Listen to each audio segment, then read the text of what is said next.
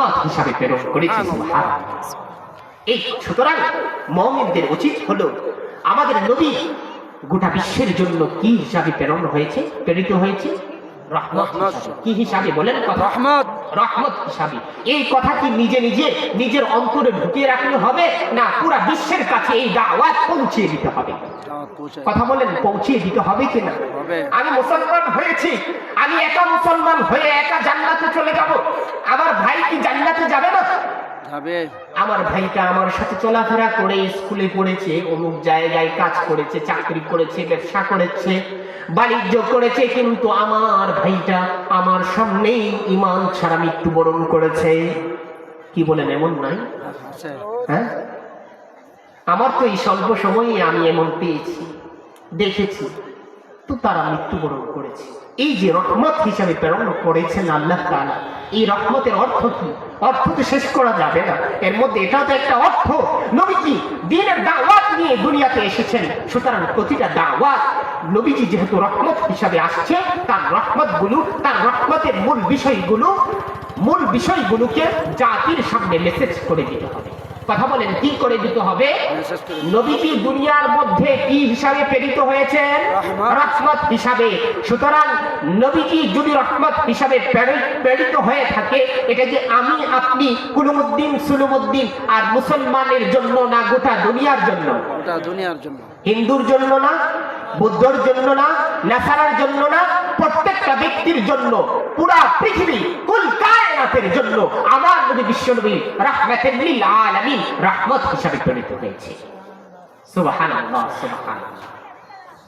তো যে কথা থেকে আসছিলাম, আল্লাহর রাসূল বলেন, সরকার দু আলম বলেন, আমার সাহাবারা হলো আসহাবি কান্নুজুম, আমার সাহাবারা হলো এক একজন নক্ষত্র রাজির ন্যায়।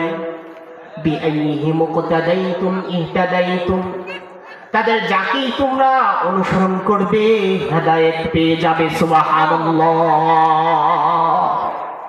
আমাদের মধ্যে এক শ্রেণীর মানুষ আছে সাহাবায়ে কেরাম নিয়ে সমালোচনা করে। কি বলেন? কিছু মানুষ এমন দেখেছেন কিনা? আছে কিছু মানুষ। আমার প্রশ্ন, যে সাহাবায়ে কেরামকে রাদিয়াল্লাহু আনহুম ওয়া রাদু আনহু, স্বয়ং আল্লাহ বলে দিয়েছেন রাদিয়াল্লাহু আনহুম, আল্লাহ তাদের উপর, রাদিয়াল্লাহু আনহুম, আল্লাহ তাদের উপর সন্তুষ্ট, ওয়া রাদু আনহু, তারাও আল্লাহর প্রতি সন্তুষ্ট। সুবহানাল্লাহ, সুবহানাল্লাহ, সুবহানাল্লাহ। এই সাহাবাদেরকে নিয়ে যারা সমালোচনা করে, কথা বলেন, তাদেরকে আমরা হা বলবো না, না বলবো? না। যারা সাহাবায়ে কেরামকে নিয়ে সমালোচনা করে, তাদের পক্ষে থাকবো না বিপক্ষে থাকবো? পক্ষে।